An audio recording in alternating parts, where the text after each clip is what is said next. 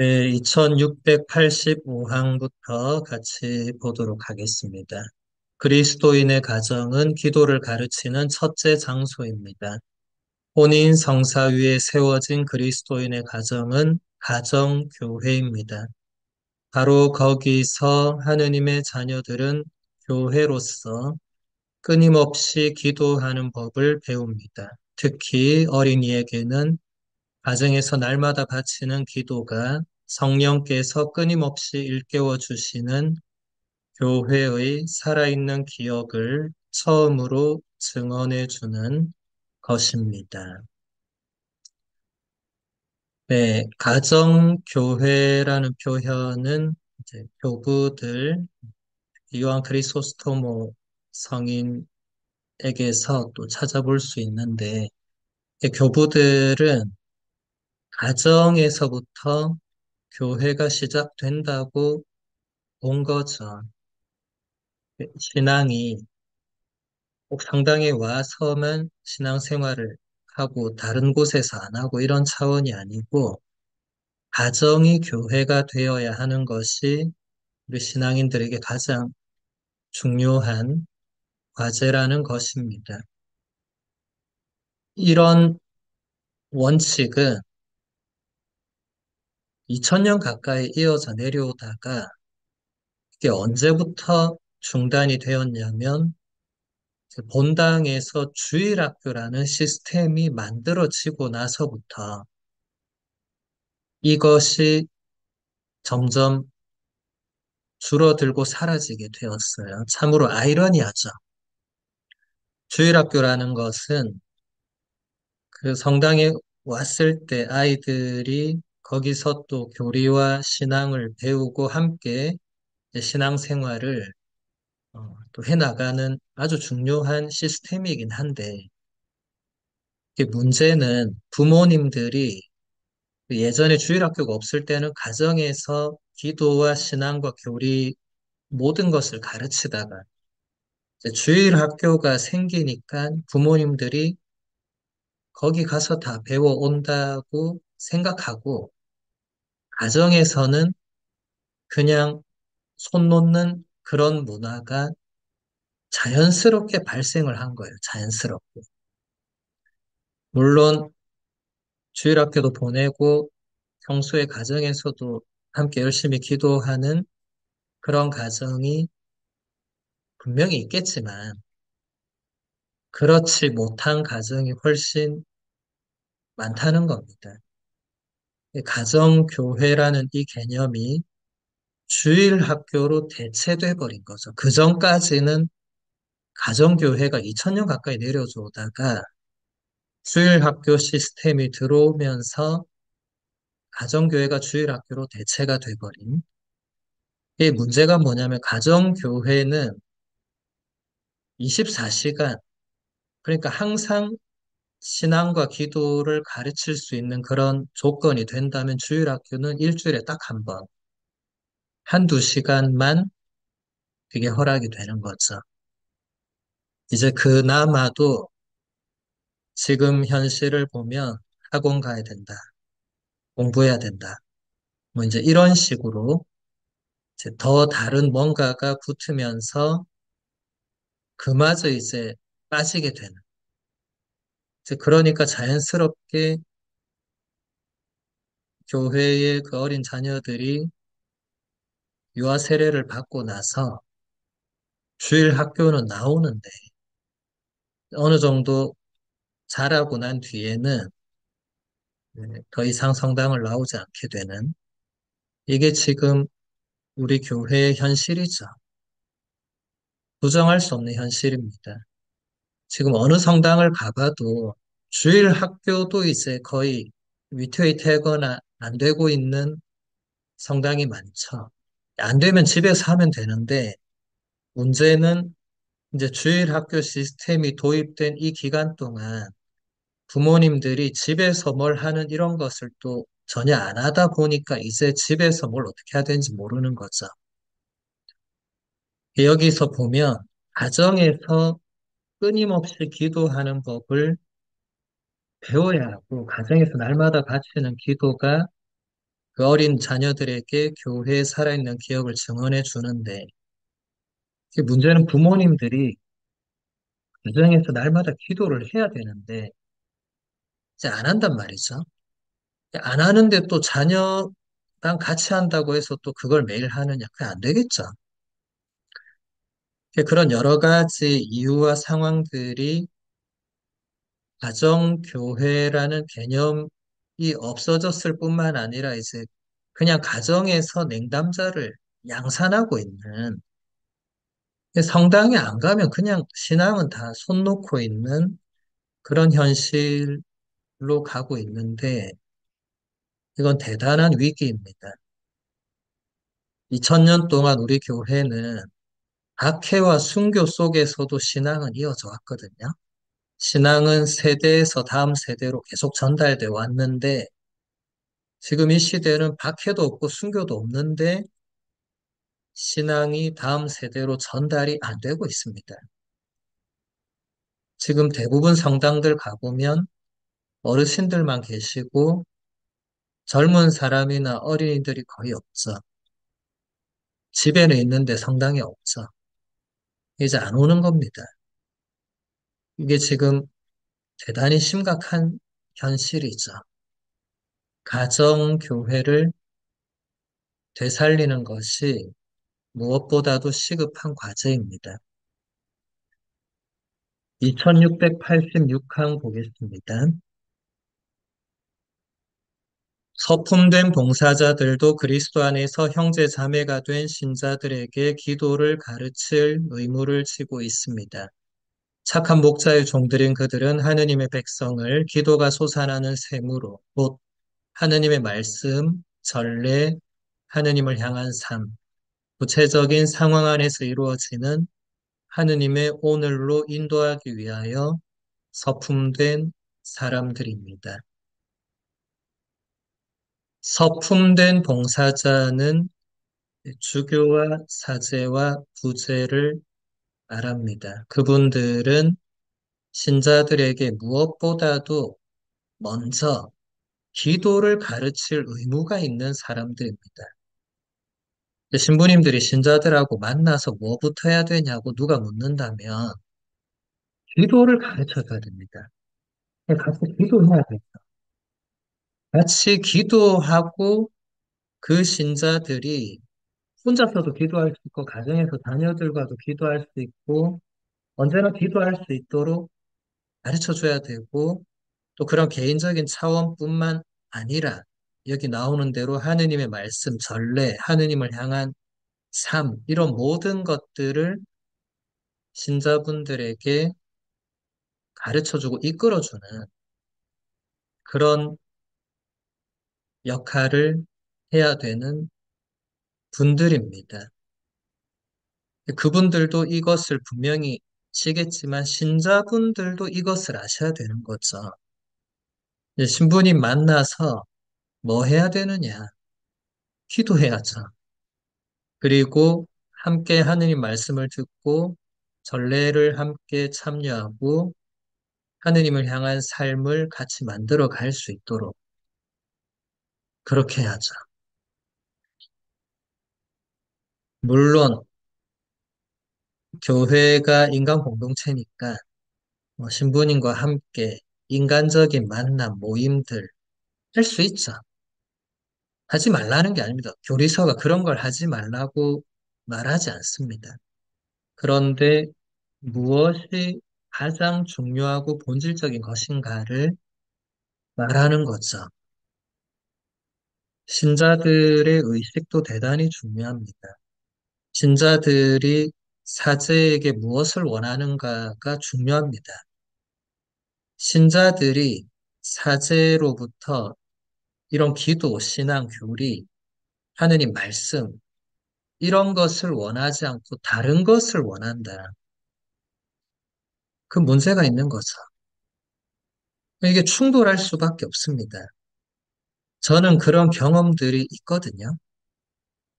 이것은 그 신자들도 사제로부터 받고 싶어 하는 것을 한번 생각해 보셔야 됩니다. 사제와 함께 무엇을 하고 싶은가를 생각해 보셔야 됩니다. 본당 신부님이 모든 것을 다 함께 할 수 없고 우선적으로 선택할 수밖에 없는데, 왜냐하면 몸이 하나이기 때문에 모든 것을 다 모든 공간에서 모든 단체와 동시에 뭔가를 할 수는 없잖아요. 한 번에 하는 가지밖에 못 하죠, 인간은. 그러면 더 우선적인 것, 더 중요한 것, 이런 걸 해야 되는데, 지금 우리 본당 공동체가 무엇을 더 우선적으로, 무엇을 더 중요하게 여기고 있고, 무엇을 더 사제와 함께 하려고 하는가를 잘 보셔야 됩니다. 신자들이 사제에게 그런 것을 원하지 않고 찾지 않으면, 사제도 그런 것을 신자들에게 주기가 어렵죠. 지금 얘기하고 있는 이런 것을 신자들에게 가르쳐주고 이끌어줘야 되는데, 신자들이 원하지 않으면 그 어떻게 되는 거죠? 어렵겠죠. 저는 그런 걸 경험했거든요. 저만 경험한 건 아닐 거예요. 다른 사제들도 경험했을 겁니다. 물론 모든 신자들이, 모든 본당이, 모든 단체가 그러진 않겠지만 그런 부분들이 없지 않다는 거예요. 이 성당은 개인적인 친교와 계모임을 하는 장소가 아니죠. 본당 공동체에는 인간적으로 관계를 맺고 의지하고 인간적으로 그냥 재밌고 함께하면 되는 그런 곳 아니죠. 교회는 그런 곳이 아닙니다. 교회가 그런 것만 추구한다면 문제가 많이 생길 겁니다. 여기 나오는 것들이 가장 중요한 겁니다. 교회는 하느님의 백성이죠. 하느님의 백성은 하느님의 말씀과 전례와 하느님을 향한 삶으로 하느님의 오늘을 사는 그런 사람들이 될 수 있도록 그렇게 가야 되는데, 끊임없이 그걸 추구해야 되는데, 다른 뭔가를 추구하고 있다. 그럼 이미 하느님의 백성이 아닌 거죠. 세상에 그냥 인간 모임이나 개모임만도 못한 그런 단체가 될 수도 있습니다. 이건 대단히 조심해야 되겠죠. 신앙생활을 같이 한다고 모여가지고 신앙적인 뭔가를 추구하지 않으면 그건 인간적인 계모임만도 못할 수 있습니다. 교회는 그런 게 아닙니다. 여러분이 속해 있는 본당이나 공동체가 무엇을 추구하고 있는가를 잘 보셔야 되고, 나부터가 무엇을 추구하고 있는가를 잘 봐야 됩니다. 그 다음 2687항 보겠습니다. 수많은 수도자들이 그들의 전생애를 기도하는 데 바쳤습니다. 이집트의 광야에서 많은 은수자들과 남녀 수도자들이 하느님을 찬양하고 백성을 위해 전구하고자 일생을 보냈습니다. 봉헌 생활은 기도하지 않고는 유지되거나 확산되지 못합니다. 기도는 교회 안에서 관상 생활과 영성 생활이 솟아나는 원천 중에 하나입니다. 수도자들이 우리 교회에 기여해온 바는 말로 다 표현할 수 없을 만큼 큽니다. 그래서 성 바오로 6세 교황님은 수도자들에게 굉장한 고마움을 표현하셨죠. 그뿐만이 아니라 그 고마움을 우리가 잊어서는 안 되겠죠. 수도자들의 기도가 2000년 교회를 지탱해 온 것은 분명한 사실입니다.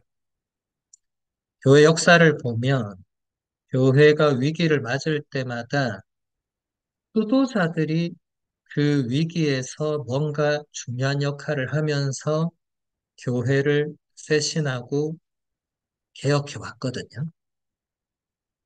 교부들은 거의 다 수도자였습니다. 물론 그 시대에는 지금처럼 이렇게 수도회가 확실히 세워지지 않은 때였지만 대부분의 교부들은 수도 생활을 했습니다. 혼자든 같이든. 그리고 평생 그 생활을 추구하면서 본인에게 주어진 어떤 직무와 역할을 수행했거든요. 그래서 이 수도 생활은 우리 교회에서 굉장히 중요한 한 축입니다. 오늘날 수도자들도 점점 줄어들고 있고 수도 생활을 하려고 하는 젊은이들도 계속 줄어들고 있죠. 서품 사제의 길로 가려고 한 젊은이들도 줄어들고 있습니다. 이게 오늘날의 분명한 현실입니다. 근데 현실이 그렇다고 해서 그냥 이대로 이렇게 끝나는구나. 그러진 않겠죠. 하지만 중요한 것은 여기 나오는 대로 이 공원 생활, 수도 생활, 축성 생활은 기도하지 않고는 유지되거나 확산되지 못한다. 그럼 수도자들만 기도해야 되냐? 아닙니다. 여기 잘 읽어보시면 수도자들만 죽도록 기도해라 이런 말이 없잖아요. 그러니까 우리 모두가 함께 기도해야 되는 겁니다. 수도 생활은 정해진 특별한 누군가만 하는 게 아니고 내 자녀 중에 누군가가 수도자의 길을 걸을 수 있습니다. 제가 지난번에 그 사제 서품 설명할 때도 얘기했지만 지금 이 시대는 부모님들이 자녀들을 사제 수도자 길을 가는 걸 봤거든요. 예전에는 보내려고 한 게 부모님들이었는데 오늘날은 완전 반대로 됐어요. 막아요, 부모님들이. 내 아이는 안 된다는 거예요. 능력도 없고 자격도 없고 안 된다는 거예요. 이게 겸손의 표현일 수도 있지만은 부모가 자녀의 길을 막는 건 안 되죠. 그런데 오늘날 많은 부모님들이 내 아이를 고생시킬 수 없다. 물론 자녀의 고생을 원하는 부모님이 세상에 어디 있겠습니까마는 내 아이는 고생시킬 수 없어서 사제나 수도자의 길로 보낼 수 없다. 사제와 수도자의 길을 잘 모르셔서 그런 것도 있겠죠. 그리고 오늘날 이 시대에 사제와 수도자로 사는 것이 고된 길일 수 있겠다. 그러면 가정에서 본인에서 자녀를 낳고 살아가는 그 삶은 고되지 않은가? 그것도 고된 길이죠. 그것도 고생길이죠. 내 아이가 고생을 안 하도록 할 수가 없습니다. 물론 부모님 입장에서는 내 아이는 나만큼 고생을 안 하기를 모두가 바라죠. 근데 이 세상에 어디 쉬운 길이 있고 어느 인생길이 아무 고생 없이 그냥 꽃길만 걷는 그런 길이 세상에 어디 있어요? 예수님도 십자가 길을 걸으셨는데 그 누가 그걸 피할 수 있습니까? 그리고 어느 길이 더 고생을 덜 한다고 그걸 누가 판단하고 누가 알 수 있어요? 어느 길이 더 고생이고 어느 길이 덜 고생이고 그 정해진 것도 없고 그것은 본인이 그 길을 선택하고 걸어가면서 본인이 거기서 느끼는 정도의 차이는 있겠지만 제가 볼 때 수도자 생활이 겉으로 보면 힘들어 보이겠죠. 수도복을 평생 입어야 되고 평생 그 수도 규칙에 매여 있어야 되고 그 수도 생활하는 게 물론 힘들고 어렵겠죠. 그럼 거기에는 다른 행복이나 기쁨이 전혀 없는가? 있겠죠. 행복과 기쁨이 전혀 없다면 수도자들이 그 뭐하러 수도 생활을 합니까? 죽도록 고생만 한다면 아무도 안 가야 되겠죠. 그게 아니니까. 교부들은 끊임없이 교부들 중에 평신도도 있었거든요. 그분들은 끊임없이 수도 생활을 하고 싶어 했습니다. 이유가 있겠죠. 수도 생활 안에서 무언가 정말 하느님을 가장 충실히 따르고 하느님과 일치되는 뭔가가 있으니까 교부들이 그렇게 갈망했겠죠. 그 길이 고생만 하는 길이 아니라는 겁니다. 겉으로 보이는 게 다가 아닙니다. 물론 겉으로도 그 기쁨과 행복을 보여줘야 되는 우리 사제 수도자들이 뭔가 보여주지 못하는 부분도 있을 수 있겠죠. 저부터도 그런 부분은 많이 반성해야 되겠죠. 그런데 그게 다가 아닙니다. 여러분, 겉으로 보이는 게 다가 아닙니다. 그래서 여러분의 자녀들이 사제나 수도자의 길로 가고 못 가고를 부모가 결정해서는 안 됩니다. 부모님은 기도해야죠. 우리 자녀가 하느님의 부르심에 응답할 수 있도록. 근데 하느님은 사제 수도자로만 부르지 않습니다. 혼인도 엄연히 부르심의 길이거든요. 가정교회를 이루는 것도 부르심입니다. 어느 부르심에 응답하는가는 자녀에게 달려있죠. 부모가 결정할 수 있는 것은 아닙니다. 사제 수도자의 길을 가려는 젊은이들이 줄어드는 이유 중에서 오늘날 젊은이들이 본인이 선택 안 하는 것도 물론 크겠지만 부모가 결정하는 경우들도 저는 봤거든요. 많이 봤습니다. 남의 집 일이니까 말은 못했죠. 왜냐하면 우리 집 일도 아니고 제 일도 아니고 제 조카 일도 아닌데 제가 거기다 감나라 배나라 했다가 나중에 무슨 소리 들으려고 조심하죠. 그렇지만 안타까운 경우들을 많이 봐왔습니다. 부모가 자식에게는 부모가 없다고 하잖아요.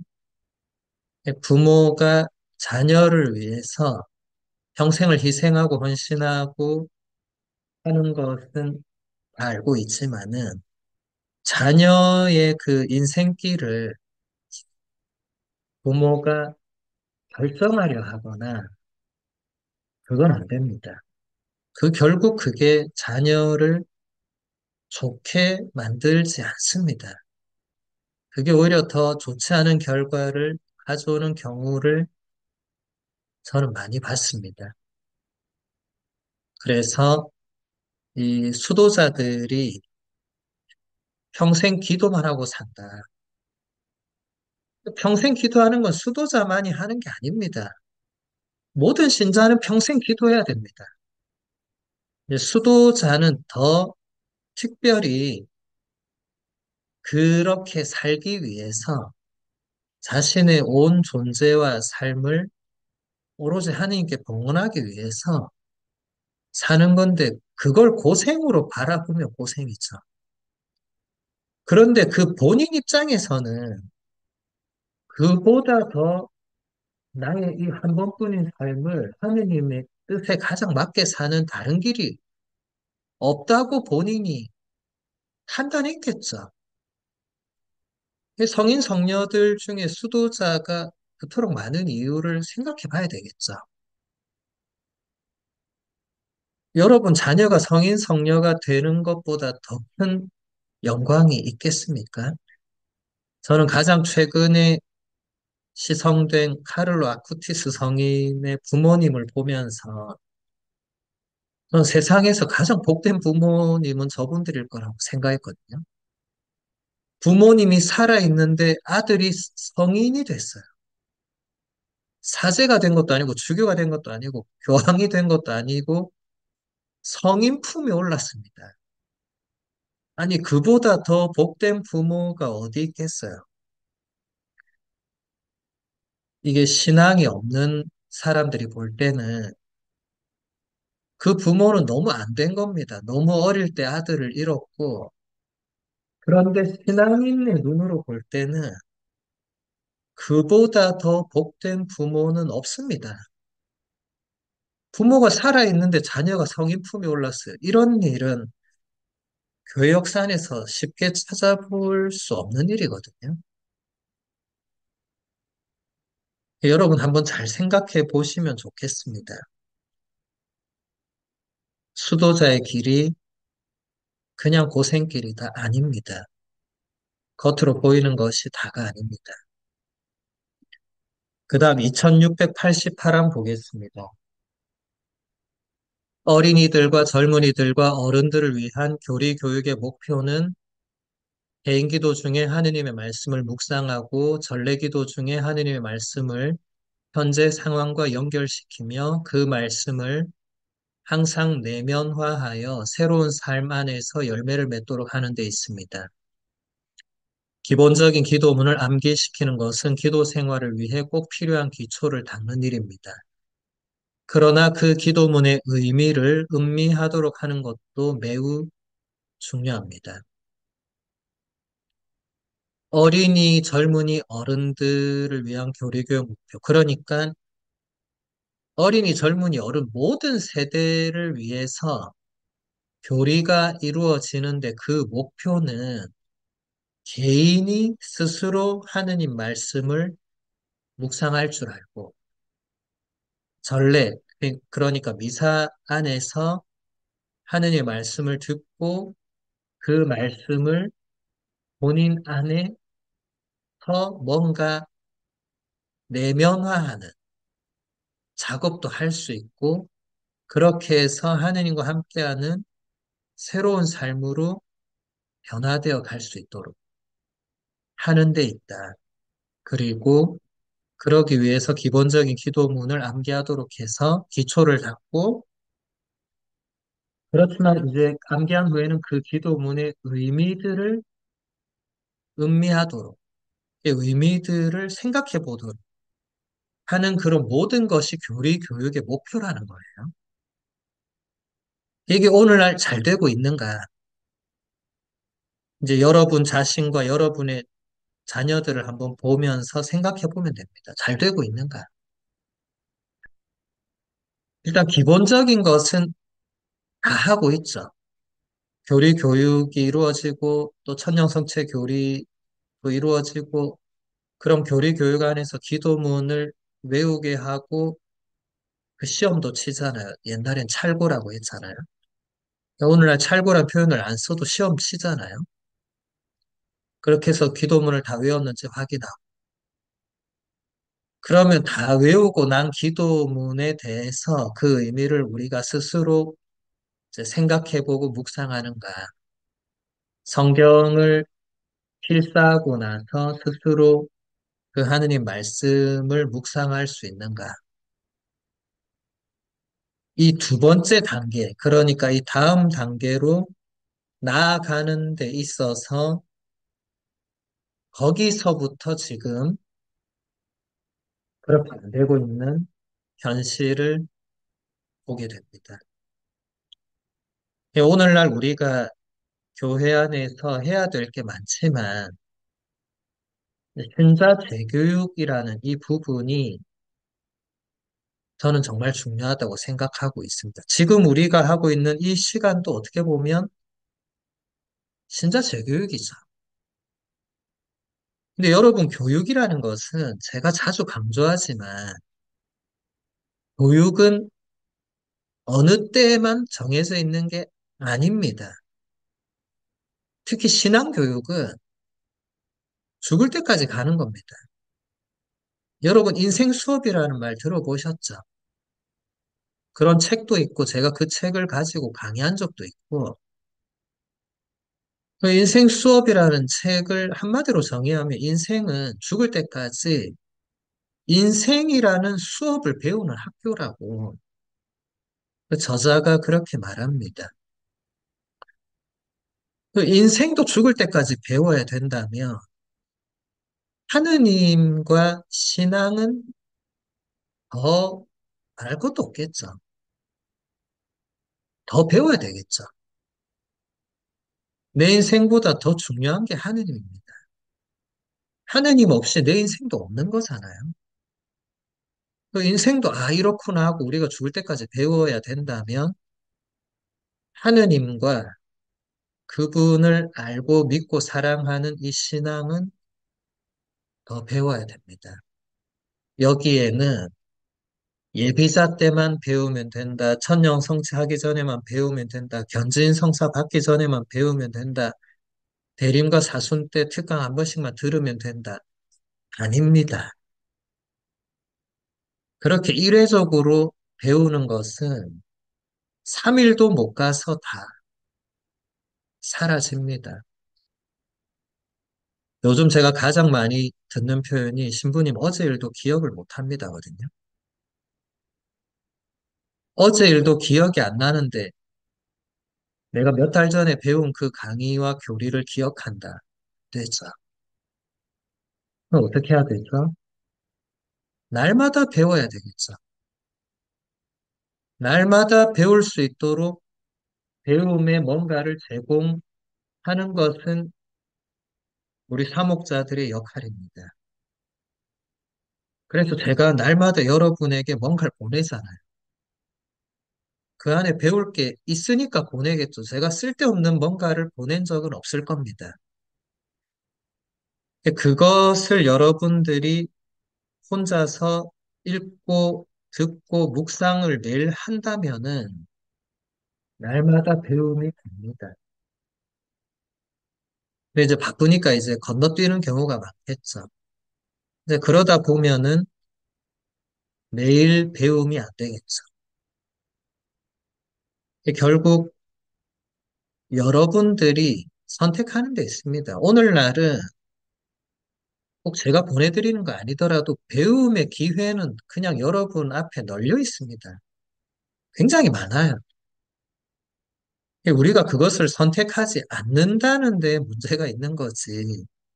배울 기회가 없다는 것은 오늘날에는 전혀 해당되지 않는 말입니다. 예전에는 그럴 수 있었지만, 오늘날은 이 디지털 기술과 온라인의 발달로 이제 여러분들이 그냥 휴대폰만으로도 얼마든지 뭔가를 배울 수 있고, 좋은 신앙서적, 좋은 영적 독서 책들이 정말 많이 있고, 여러분들이 마음만 먹으면 날마다 배울 수 있습니다. 안 배우는 게 문제겠죠. 물론 사는 게 바쁘겠죠. 사는 게 바빠도 중요하고 본질적인 것을 놓쳐서는 안 되겠죠. 내가 하루 24시간을 살아가면서 그 안에서 그 짬짬이 시간, 짜투리 시간을 무엇을 위해서 어떻게 쓰는가를 돌아볼 필요가 있겠습니다. 2690 항 보겠습니다. 십자가 유한 성인이 권고하는 바와 같이 완덕의 길로 나아가려고 하는 사람은 누구의 손에 자신을 맡길 것인지를 잘 생각해 보아야 합니다. 왜냐하면 그 스승의 그 제자, 그 아버지의 그 아들이기 때문입니다. 십자가 요한 성인은 이렇게 덧붙입니다. 영적 지도자는 지혜롭고 현명할 뿐 아니라 경험도 풍부해야 합니다. 만일 영적 지도자가 순수하고 참된 영성 생활의 경험이 없다면 하느님께서 맡기시는 영혼들을 영성 생활로 인도하지 못할 뿐만 아니라 그들을 이해하지도 못할 것입니다. 영적 지도자의 중요성은 제가 자주 강조해 왔고 이것은 강조해도 모자람이 없습니다. 여기 잘 나오는 것처럼 십자가 요한 성인이 잘 표현해 주신 것처럼 그 스승의 그 제자고 그 아버지의 그 아들이다. 이 영적 지도자가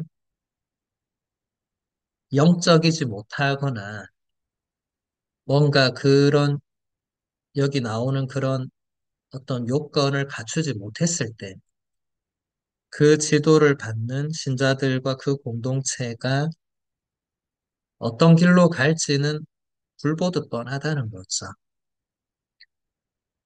그래서 좋은 영적 지도자를 여러분들이 찾고 구하고 또 하느님께 청해야 되고 또 좋은 영적 지도자를 못 구할 경우에 특히 미국이나 캐나다는 그 쉽지 않죠. 그 현실적으로.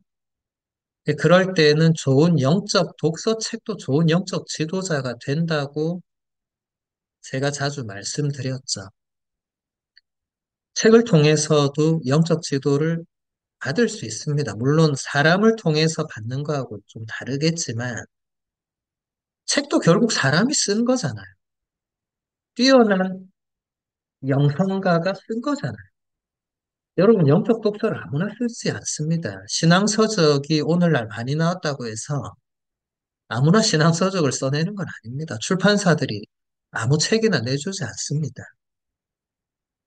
어느 정도 그 안에 영성 생활의 경험이 충분히 담겨 있고 신자들을 영성 생활로 인도할 수 있는 책으로 판단이 되니까 출판하는 거죠. 그래서 여러분들 책을 잘 안 읽으시겠지만은 신자들은 날마다 영적 독서를 해야 됩니다.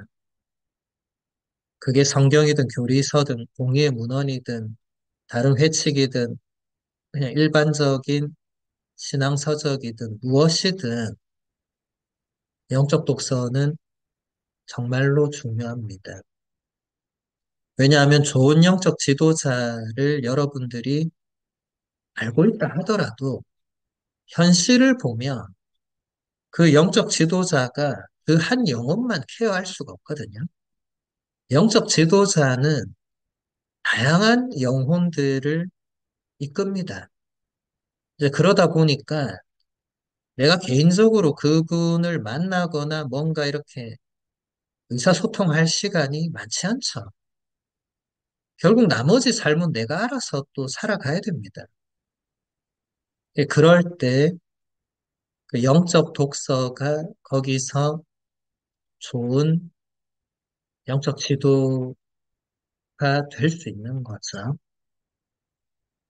좋은 신앙 서적은 오늘날 너무나 많기 때문에 그것은 여러분들이 얼마든지 직접 그 신앙 서적을 판매하는 서점을 가든지 아니면 인터넷으로 오늘날 못 살 책이 없습니다. 일반 인터넷 그 사이트에서도 그 신앙 서적을 다 이제 판매하고 있고 또 그 신앙 서적을 판매하는 출판사들도 다 온라인 사이트가 있기 때문에 얼마든지 구입할 수 있고 미국, 캐나다에 있더라도 얼마든지 인터넷으로 온라인으로 이제 한국에서 그 신앙 서적들을 이제 주문해서 받아볼 수 있습니다.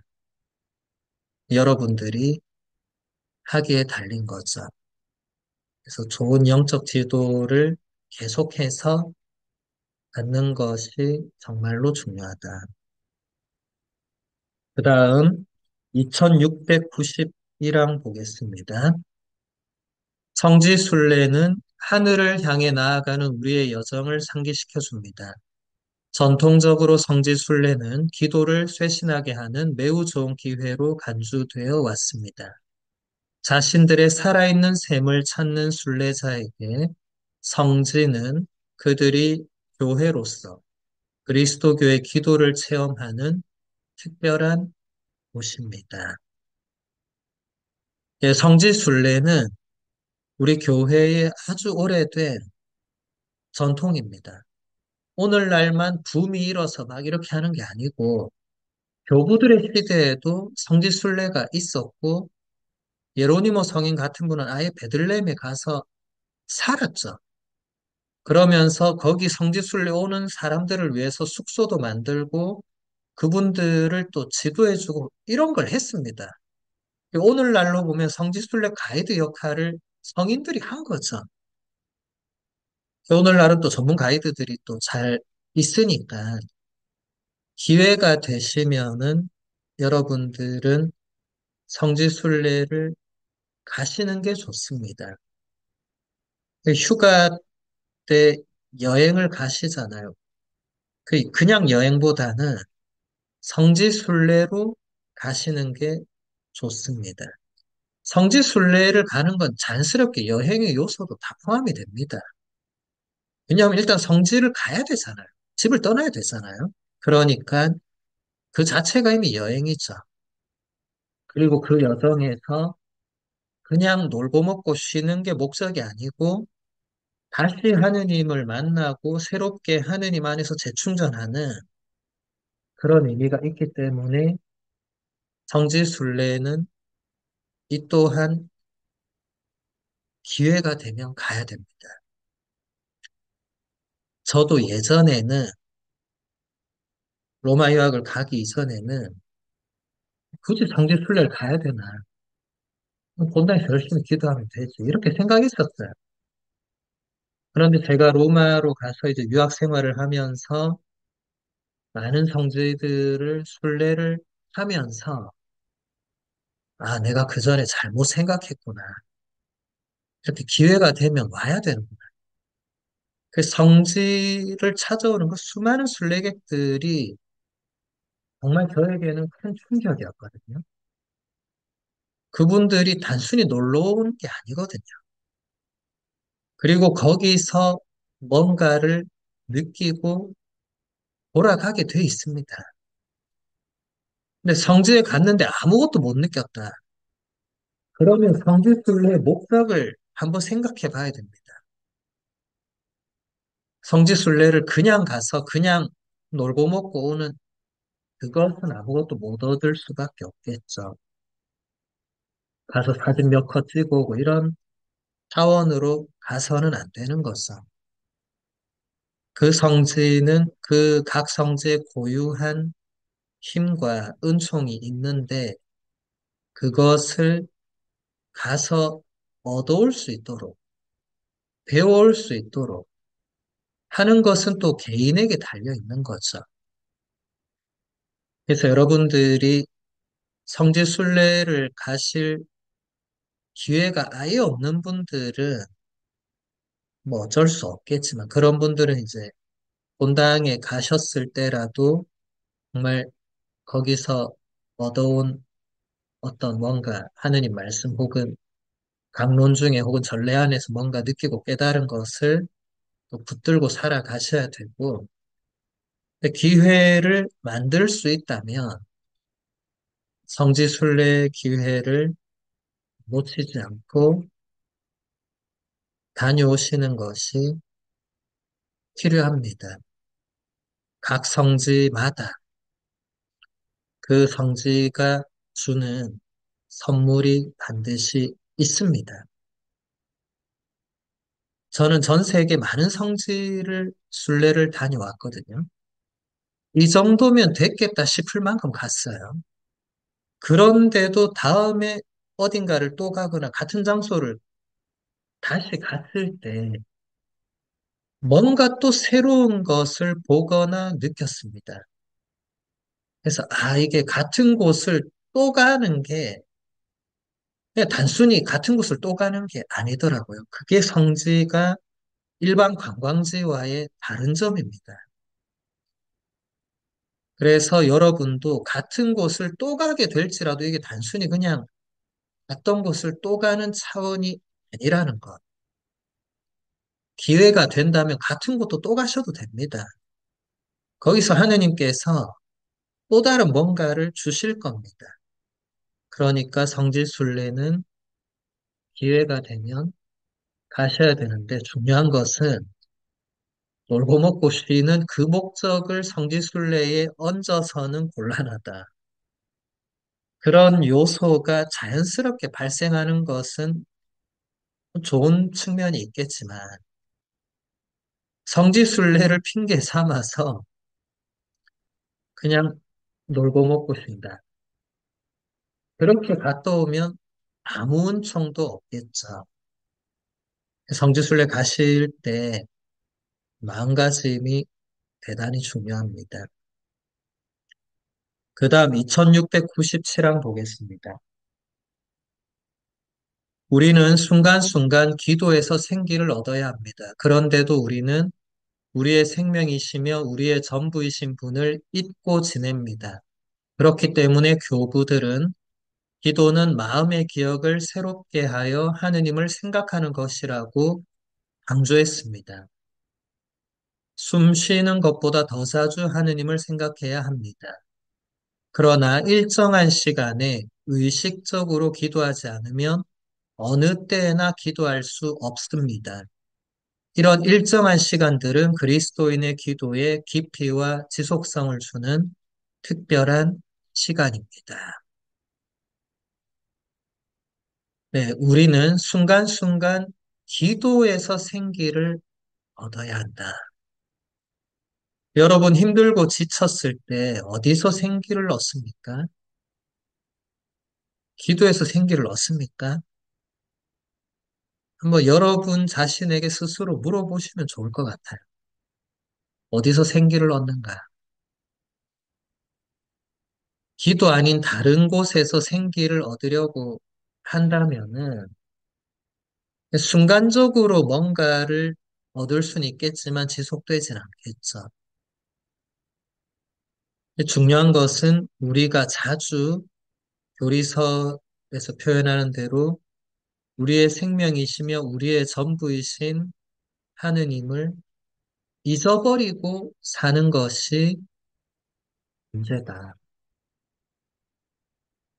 나지안주의 그레고리오 성인이 숨 쉬는 것보다 더 자주 하느님을 생각해야 한다고 강론을 했어요. 신자들한테 그런 얘기를 한 거죠. 근데 그레고리오 성인이 말도 안 되는 것을 신자들한테 던져주는 그건 아닙니다.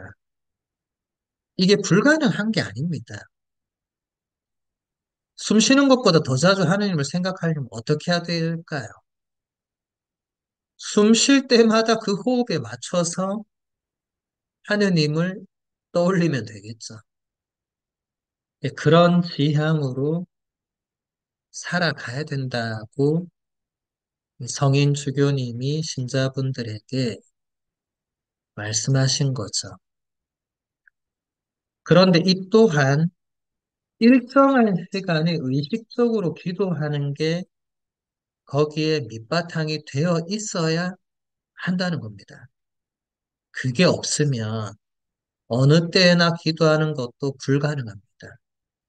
여러분, 어디 피정집이나 수도원에 피정을 하러 갔을 때 그 일과 시간표를 보신 적 있을 거예요. 수도원이나 신학교의 일과 시간표. 거기 보시면 항상 기도 시간이 딱딱 핵심 축으로 되어 있을 거예요. 아침 기도, 낮 기도, 저녁 기도, 끝 기도. 그리고 거기에 이제 나머지 시간에 미사 있고, 성체조부 있고, 영적 독서 있고, 묵주기도 있고. 그러니까 이게 일정한 시간에 기도가 갖춰져 있기 때문에 다른 시간에도 또 다른 기도와 전례와 뭔가 신앙적인 뭔가를 넣을 수 있는 거죠. 일정한 기도 축이 없다면 어느 때나 기도하는 것은 불가능합니다. 그러니까 평신도 분들은 수도원과 신학교 일과표를 따르실 필요는 없지만 적어도 아침 기도, 저녁 기도, 그리고 미사, 이런 뭔가 중심축이 있어야 되는 거죠. 신자라고 해서 물론 이런 게 의무는 아니지만 의무가 아니라고 해서 그냥 아무 때나 기도하고 싶을 때 하면 되지. 이렇게 생각하면 기도하고 싶지 않을 때는 안 한다는 소리잖아요. 그죠? 그럼 그런 분들이 자주 기도하고 싶겠느냐? 아니겠죠. 다른 뭔가를 더 하고 싶겠죠. 그래서 일정 시간에 기도할 수 있도록 하는 것이 대단히 중요합니다. 여러분 스스로 규칙을 만드는 거죠. 여러분 스스로 하루 중에 기도 시간을 정해놓는 거죠. 이거는 남들 어떻게 하나 볼 필요가 없습니다. 여러분의 삶의 리듬에 맞게 여러분이 기도 시간을 넣고 그것을 규칙적으로 날마다 하면 됩니다. 잘 안 되면 잘 되도록 노력하면 되고, 잘 되면 그것을 더 늘려가면 되겠죠. 그러면 또 어떤 분들이, 저는 사제 수도자도 아닌데 굳이 그렇게 살 필요가 있느냐. 제가 아까도 말씀드렸잖아요. 성인 성녀들 중에 평신도도 많이 계셨는데 그분들이 살아온 삶을 보면 수도에 입회만 안 했을 뿐이지, 사제품만 안 받았을 뿐이지, 거의 사제 수도자처럼 사셨습니다. 일상을 살아가면서도 수도 생활을 거의 한 거죠. 그러니까 여러분도 사제 수도자가 아니라고 해서 이런 생활을 안 해도 된다는 그것은 한 번도 2000년 동안 교회가 그렇게 표현한 적이 없습니다. 지금 그레고리오 성인이 신학교나 수도원에 가서 이 얘기를 한 게 아니고 그냥 평범한 본당 가서 평범한 신자들에게 얘기한 거예요. 숨 쉬는 것보다 더 자주 하느님을 생각하라고.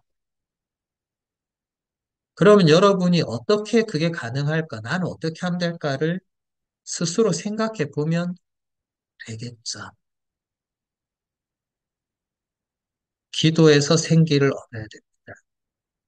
다른 곳에서 생기를 얻으려고 하는 순간 더 안 좋게 되어 있습니다.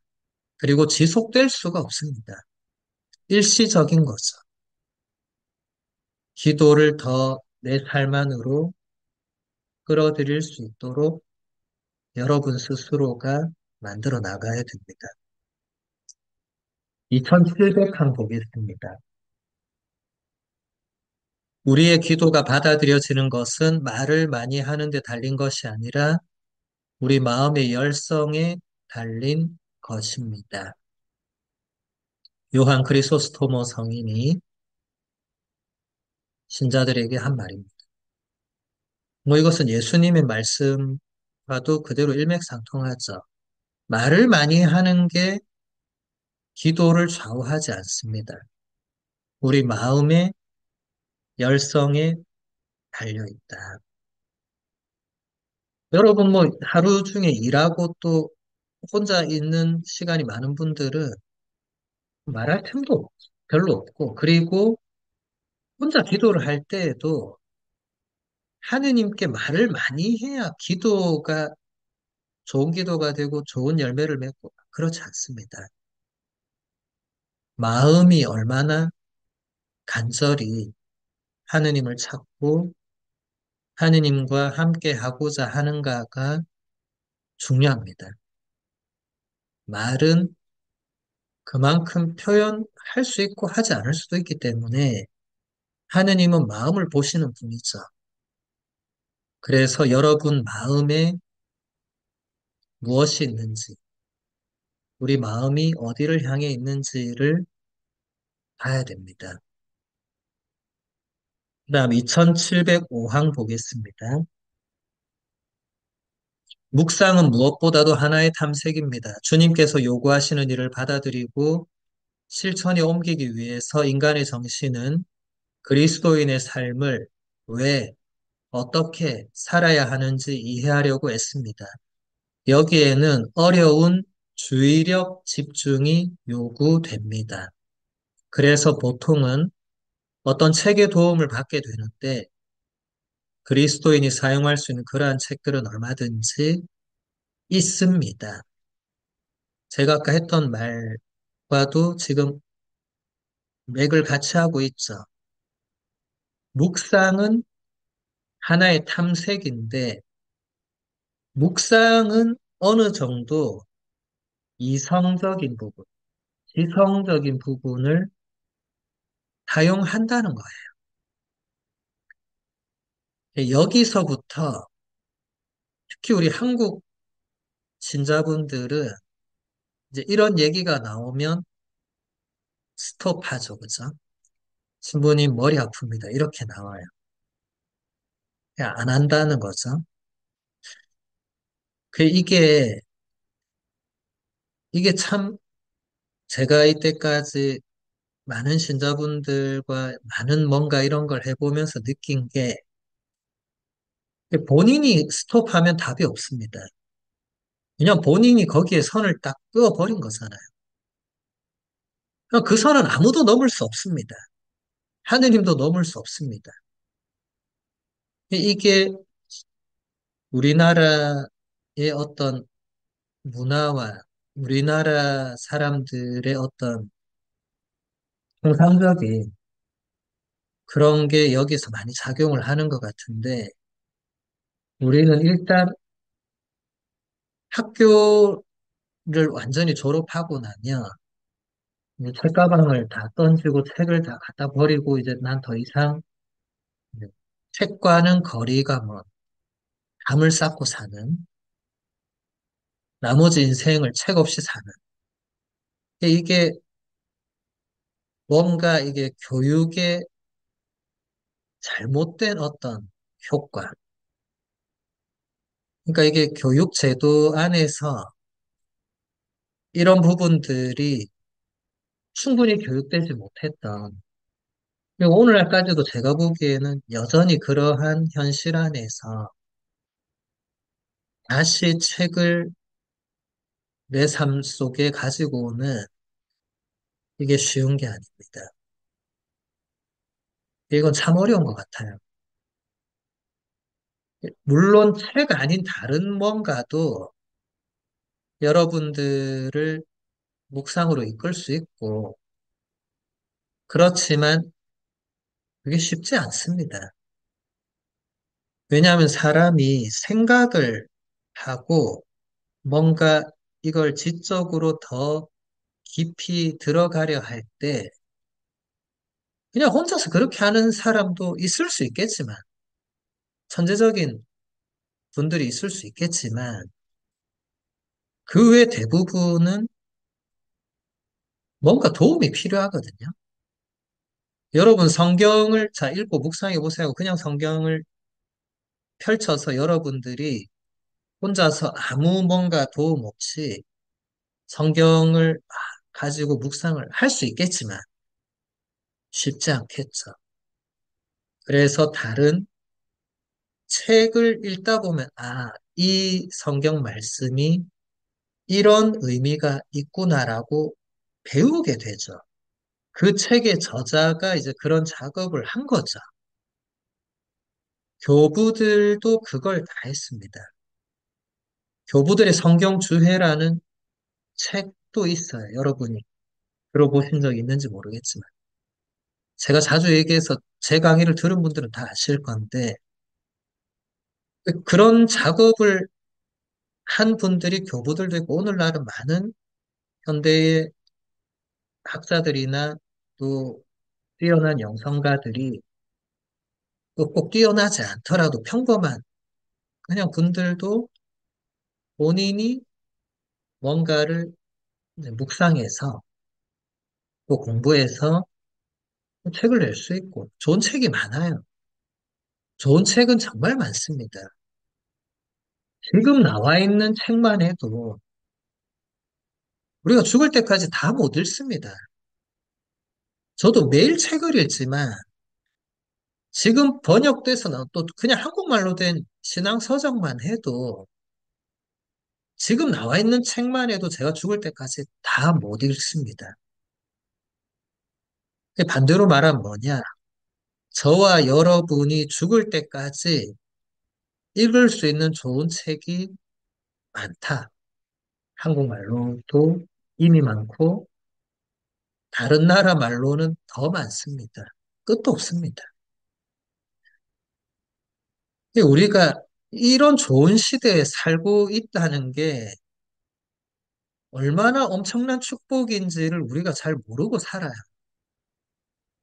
여러분, 옛날에 책이 없을 때를 한번 생각해 봅시다. 책이 없을 때 신앙을 어떻게 전달받았습니까? 전달해주는 누군가를 통해서밖에 받을 수 없었잖아요. 내가 볼 수 있는 뭔가가 하나도 없었어요. 이건 보통 일이 아닙니다. 지금은 그런 게 널려 있고 집에 갖춰져 있는데 안 봐서 문제인 시대지만 옛날에는 그런 게 없어서 더 간절했던 오늘날은 풍요 속 빈곤이라는 표현이 저는 맞는 것 같은데 바오로딸 서점이나 뭐 그런 신앙 서적을 판매하는 오프라인 서점이나 온라인 서점이 다 갖춰져 있는데 여러분들이 사지 않고 읽지 않는 사고 읽고 이제 하다 보면 자연스럽게 이런 것들을 배우게 되고 배운 걸 내 삶에 적용하게 되고 적용하면서 깊어지게 되고 발전하게 되는 거죠. 그러면 굳이 제가 이렇게 막 매번 강의 안 해도 좋은 책들이 얼마든지 그 역할을 하고 또 저와 또 저와 비슷한 또 많은 사제 수도자들이 많은 곳에서 온라인 오프라인에서 또 여러분들에게 뭔가를 전달하려고 이런 시간들을 마련합니다. 그러니까 얼마든지 기회가 있습니다. 그 다음 2706항 보겠습니다. 우리가 읽은 것에 대해 묵상하면 그 내용을 자기 자신에 비추어서 생각하고 자기 것으로 만들게 됩니다. 여기서 다른 한 권의 책, 곧 삶이라는 책이 펼쳐집니다. 생각에서 현실로 옮겨지는 것입니다. 겸손과 신앙의 정도에 따라 우리는 묵상 중에 마음을 움직이는 감동을 발견하게 되고 그것을 식별할 수 있게 됩니다. 빛에 이르기 위해서는 어떻게 진리를 실천하느냐가 문제입니다. 주님, 제가 무엇을 하기를 원하십니까? 예, 이것은 이제 책을 읽고 난 사람들에게 지금 해당되는 내용입니다. 어떤 책이든 우리가 읽고 거기서 뭔가 느낀 것을 묵상을 하다 보면 결국 그 내용을 우리 자신에게 비추어서 생각하고 그 내용 중에 일부나 전부를 내 것으로 만들게 되는 그리고 이것이 결국 내 삶 속에 적용하게 되면서 이 나의 삶에도 결국 이 책이 들어오게 되는 거죠. 그러면서 내 삶도 한 권의 책이 되는 거죠. 그래서 우리는 이런 과정에서 내 마음을 움직이는 어떤 감동을 발견하게 됩니다. 여러분, 책을 읽을 때 제가 자주 말씀드렸지만 눈으로만 읽어서는 안 됩니다. 책이 깨끗하면 그건 안 읽은 것과 똑같습니다. 책을 읽을 때는 반드시 이런 형광펜이나 이런 색깔 있는 펜으로 들고 읽어야 됩니다. 그래서 뭔가 내 마음속에 와닿는 단어나 문장이나 내용이 있을 때 이 펜이나 형광펜으로 표시를 해야 돼요. 그리고 표시한 부분에서 당장 머무르든지 아니면 책을 다 읽고 나서 다시 펼쳤을 때 그 부분을 찾아서 그때 그 부분을 묵상합니다. 그러면 마음속에 움직임이 올 수밖에 없겠죠. 지금 예를 들어서 저도 지금 읽고 있는 책이 펴져 있는데 제가 한 부분만 그냥 찾아볼게요. 제가 줄친 부분을 딱 찾아볼게요. 한번 읽어보겠습니다. 사실 고통이 없다면 무언가 빠진 것입니다. 사랑도 마찬가지입니다. 진정한 사랑은 고통이 따르기 마련입니다. 그렇지 않으면 아직 시험을 통과하지 않은 것입니다. 우리가 피정을 통해 하느님께 드리는 충실함과 그분을 향한 사랑도 마찬가지입니다. 어려움을 겪기 전까지는 우리의 충실함도 진정한 시험을 통과했다고 볼 수 없습니다. 응분의 대가를 치를 때 비로소 진짜로 드러나는 것입니다. 제가 이 부분을 줄을 쳐놨어요. 그러니까 딱 펼쳤는데 바로 찾는 거예요. 그리고 줄친 저 부분을 제가 나중에 묵상을 하려고 제가 저 부분에서 제 마음을 움직이는 뭔가를 느꼈기 때문에 저렇게 해놓은 거죠. 여러분도 이렇게 하시면 됩니다. 그러면 굳이 오늘 우리 신부님 강론이 좋지 않더라도 내가 듣고 와서 아무것도 기억나지 않더라도 여러분이 또 여러분이 읽고 있는 책 안에서 뭔가를 느끼기 때문에 괜찮습니다. 그래서 여러분이 주님 제가 무엇을 하기를 원하십니까? 라고 물을 정도로 그 정도로 되려면은 여러분이 이 좋은 영적 독서는 반드시 필요합니다. 이렇게 여러분에게 뭔가를 줄 수 있는 그 무언가가 매일 미사의 강론에서도 당연히 주어지겠지만 그것을 열심히 노트하고 집에 가져와서 또 묵상하고 이렇게 하시는 분들은 굳이 책까지 안 가도 됩니다. 그날 말씀, 매일 미사 책을 통해서 그날 말씀을 묵상하고 또 강론을 통해서 또 한 번 더 묵상하고 그 정도만 해도 충분합니다, 사실. 그 하나로 그 하루를 살아가면 되죠. 근데 그 외에도 또 이런 좋은 책들이 많이 있다는 것은 굉장한 축복입니다. 그 다음 2709항 보겠습니다. 관상기도란 무엇인가? 데레사 성녀는 이렇게 대답합니다. 마음으로 하는 관상기도란 제 생각에 우리를 사랑하시는 하느님과 자주 단둘이 지냄으로써 친밀한 우정의 관계를 맺는 것입니다. 예, 이제 묵상기도에 이어서 관상기도란 것을 이제 우리가 조금 지금 보고 있는데 아빌라의 데레사 성녀는 아주 간단하게 가르쳐 줍니다. 관상기도는 뭐 특별하게 막 어디 가서 이렇게 하는 게 아니고 우리를 사랑하시는, 나를 사랑하시는 하느님과 자주 단둘이 지내는 게 관상기도다. 그렇게 해서 그분과 친밀한 우정의 관계를 맺는 게 관상이다. 다른 게 아니다. 여러분, 친한 친구 한번 생각해 볼게요. 여러분에게 친한 친구가 있을 수도 있고 없을 수도 있지만 일단 생각은 할 수 있잖아요. 있으면 있는 분은 그 있는 친구를 생각하면 되고 없는 분도 생각으로 할 수 있죠. 친한 친구가 어떻게 해서 친해집니까? 자주 단둘이 지내면서 친해지고 가까워지는 거죠. 그렇지 않습니까? 여러 명이 자주 같이 보고 그 여러 명이 또 자주 친해지겠죠.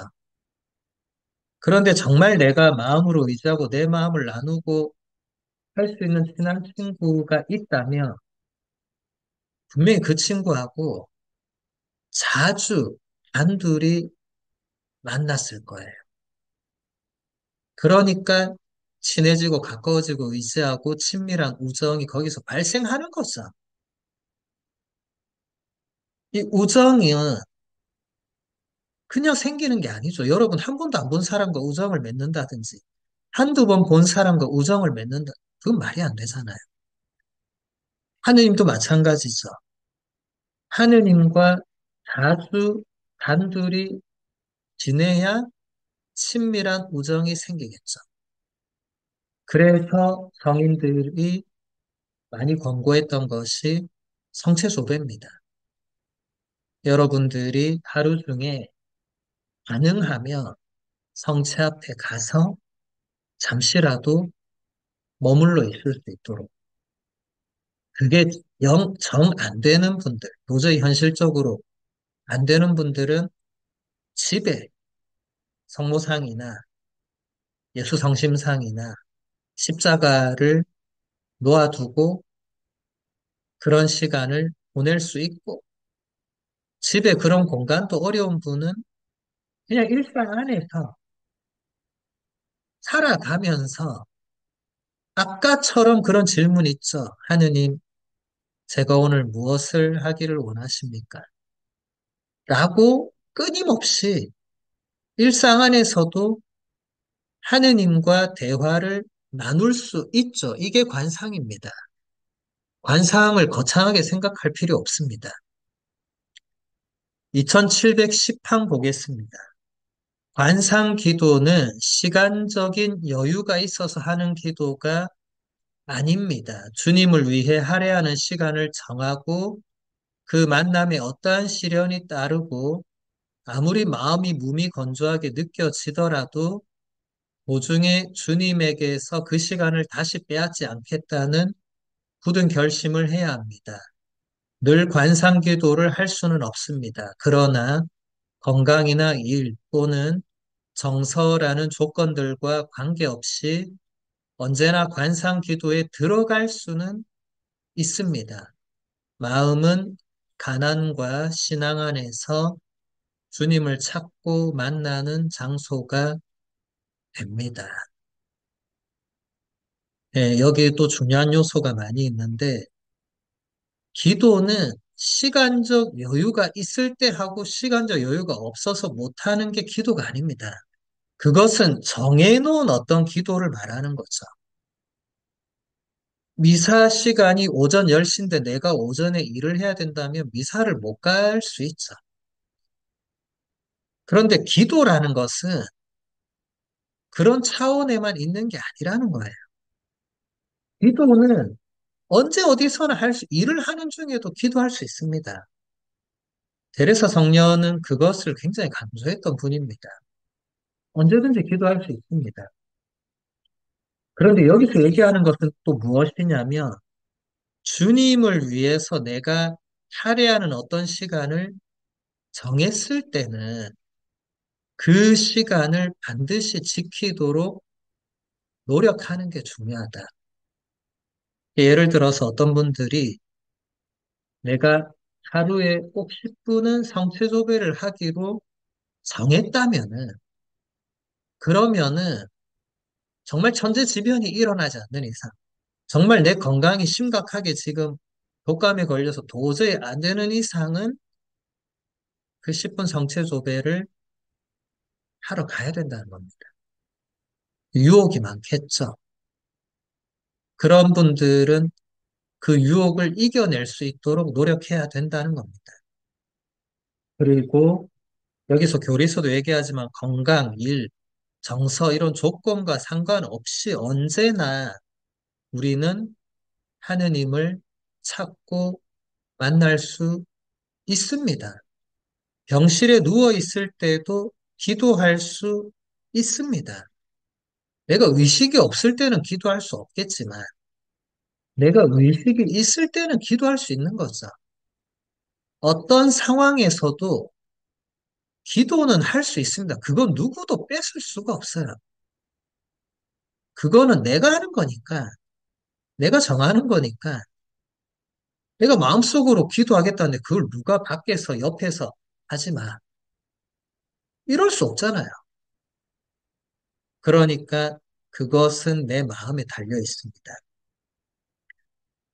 하나만 더 보겠습니다. 2712항입니다. 하느님의 사랑에 보답하는 우리의 사랑도 성령께서 우리 마음에 부어주신 것임을 우리는 알고 있습니다. 모든 것은 하느님에게서 오는 은총이기 때문입니다.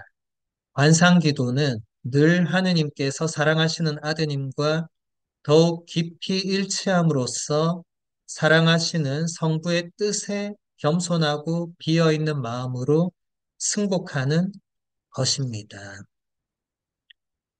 네, 모든 것은 하느님으로부터 오는 은총이다. 이것을 우리가 알고 의식하고 있다면 모든 것에 하느님께 감사드리겠죠. 그러면 모든 것에 담겨 있는 하느님의 뜻을 받아들이고 그것을 내가 실천하려고 노력하겠죠. 이것이 다 기도가 된다는 것입니다. 하느님께서 나에게 주신 생명, 가족, 친구, 건강, 일, 공동체, 모든 것이 다 하느님의 선물이라고 내가 의식한다면 모든 것에 하느님께 감사드리게 됩니다. 그게 기도겠죠. 네, 오늘 강의는 여기서 마무리하겠습니다.